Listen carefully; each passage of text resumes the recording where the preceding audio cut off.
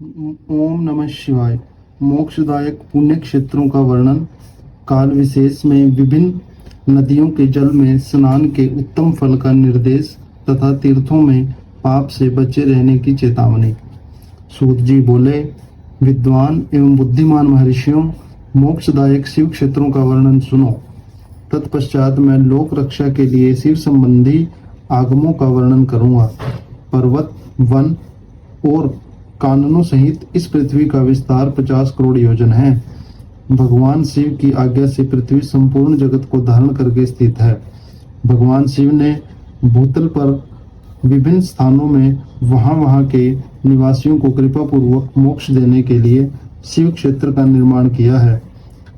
कुछ क्षेत्र ऐसे हैं जिन्हें देवताओं तथा ऋषियों ने अपना वास स्थान बनाकर अनुग्रहित किया है, इसलिए उनमें तीर्थ प्रकट हो गया है। तथा अन्य बहुत से तीर्थ क्षेत्र ऐसे हैं जो लोगों की रक्षा के लिए स्वयं प्रादुर्भूत हुए हैं। तीर्थ और क्षेत्र में जाने पर मनुष्य को सदा स्नान, दान और जप आदि करना चाहिए, अन्यथा वह रोग, दरिद्रता तथा मुक्ता आदि दोषों का भागी होता है। जो मनुष्य इस भारतवर्ष के भीतर मृत्यु को प्राप्त होता है, वह अपने पुण्य के फल से ब्रह्मलोक में वास करके पुण्य क्षय के पश्चात पुनः मनुष्य योनि में ही जन्म लेता है। पापी मनुष्य पाप करके दुर्गम गति में ही पड़ता है। ब्राह्मणों, पुण्य क्षेत्र में पाप कर्म किया जाए तो वह और भी दृढ़ हो जाता है। अतः पुण्य क्षेत्र में निवास करते समय सूक्ष्म से सूक्ष्म अथवा थोड़ा सा भी पाप ना करें। सिंधु और सतलुज नदी के तट पर बहुत से पुण्य क्षेत्र हैं। सरस्वती नदी परम पवित्र और 60 मुख वाली कही गई है, अर्थात उसकी 60 धाराएं हैं। विद्वान पुरुष सरस्वती के उन धाराओं के तट पर निवास करें तो वह कर्म से ब्रह्म पदों को पा लेते हैं। हिमालय पर्वत से निकली हुई पुण्य सलीला गंगा 100 मुख वाली नदी, उसके तट पर काशी, प्रयाग आदि अनेक पुण्य क्षेत्र हैं। वहां मकर राशि के सूर्य होने पर गंगा की तटभूमि पहले से भी अधिक प्रशस्त एवं पुण्यदायक हो जाती है। सोनभद्र नद की 10 धाराएं हैं।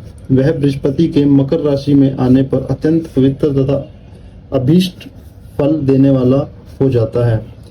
उस समय वहां स्नान और उपवास करने से विनायक पद की प्राप्ति होती है। पुण्य सलीला महानदी नर्मदा के 24 मुख यानी स्रोत हैं। उसमें स्नान तथा उसके तट पर निवास करने से मनुष्य को वैष्णव पद की प्राप्ति होती है।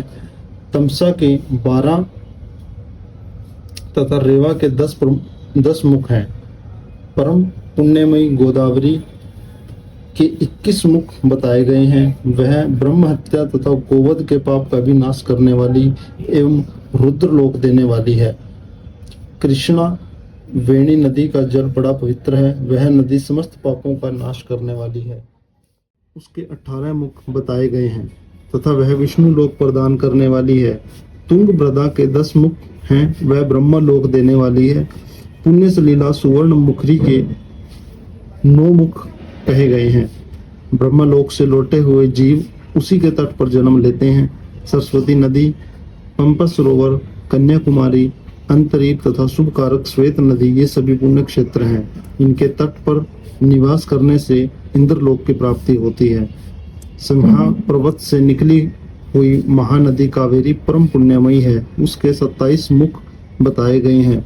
वह संपूर्ण अभीष्ट वस्तुओं को देने वाली, उसके तट स्वर्ग लोक की प्राप्ति कराने वाली तथा ब्रह्मा और विष्णु पद देने वाले हैं। कावेरी के जो तट शैव क्षेत्र के अंतर्गत हैं, वे अभीष्ट फल देने के साथ ही शिव लोक प्रदान करने वाले भी हैं। नैमिषारण्य तथा बद्री का आश्रम में सूर्य और बृहस्पति मेष राशि में आने पर स्नान करें तो उस समय वहां किए हुए स्नान, पूजन आदि को ब्रह्मलोक की प्राप्ति कराने वाला जानना चाहिए। सिंह और कर्क राशि में सूर्य की संक्रांति होने पर सिंधु नदी में किया हुआ स्नान तथा केदार तीर्थ के जल का पान एवं स्नान ज्ञानदायक माना गया है।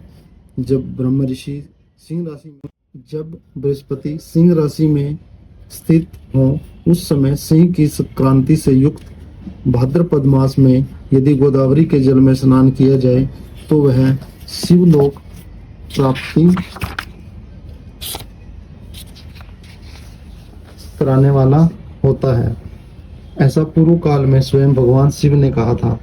जब सूर्य और बृहस्पति कन्या राशि में स्थित हो तब यमुना और सोनभद्र में स्नान करें। वह स्नान धर्मराज तथा गणेश जी के लोक में महान भोग प्रदान कराने वाला होता है। यह महर्षियों की मान्यता है। जब सूर्य और बृहस्पति तुला वह स्नान धर्मराज तथा गणेश जी के लोक में महान भोग प्रदान कराने वाला होता है। यह महर्षियों की मान्यता है। जब सूर्य और बृहस्पति तुला राशि में स्थित हों उस समय कावेरी नदी में स्नान करें। वह स्नान भगवान विष्णु के वचन की महिमा से संपूर्ण अभीष्ट वस्तुओं को देने वाला माना गया है।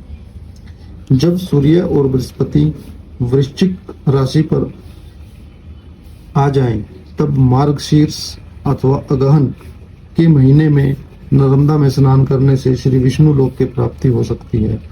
सूर्य और बृहस्पति के धन राशि में स्थित होने पर सुवर्ण मुखरी नदी में किया हुआ स्नान शिवलोक प्रदान कराने वाला होता है।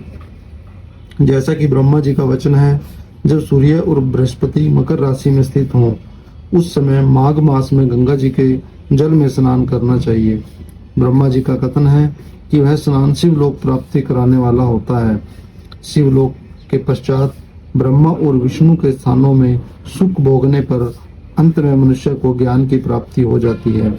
माघ मास में तथा सूर्य के कुंभ राशि में स्थित होने पर फाल्गुन मास में गंगा जी के तट पर किया हुआ श्राद्ध, पिंडदान अथवा तिलोदक दान पिता और नाना दोनों कुलों के पितरों की अनेकों पीढ़ियों का उद्धार करने वाला माना गया है।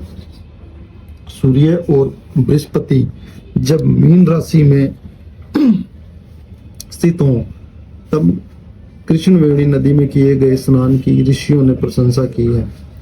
उन महीनों में पूर्वोक्त तीर्थों में किया हुआ स्नान इंद्र पद की प्राप्ति कराने वाला होता है।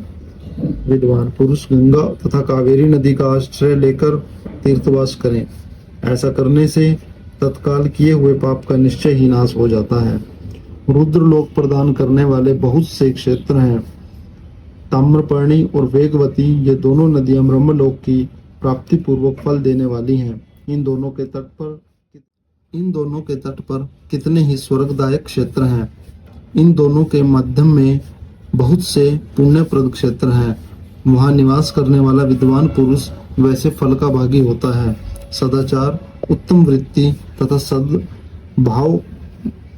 सद्भावना के साथ मन में दया भाव रखते हुए विद्वान पुरुषों को तीर्थ में निवास करना चाहिए, अन्यथा उसका फल नहीं मिलता।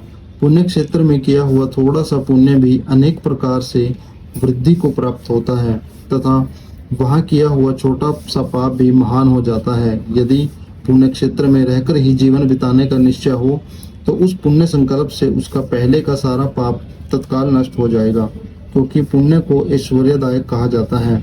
हे ब्राह्मणों, तीर्थवास जनित पुण्य कायिक, वाचिक और मानसिक सारे पापों का नाश कर देता है। तीर्थों में किया हुआ मानसिक पाप वज्रलेप हो जाता है, वह कई कल्पों तक पीछा नहीं छोड़ता। वैसा पाप केवल ध्यान से ही नष्ट होता है, अन्यथा नहीं। वाचिक पाप जप से तथा कायिक पाप शरीर को सुखाने जैसे कठोर तप से नष्ट होता है। अतः सुख चाहने वाले पुरुषों को देवताओं की पूजा करते और ब्राह्मणों को दान देते हुए पाप से बचकर ही तीर्थों में निवास करना चाहिए। ओम नमः शिवाय।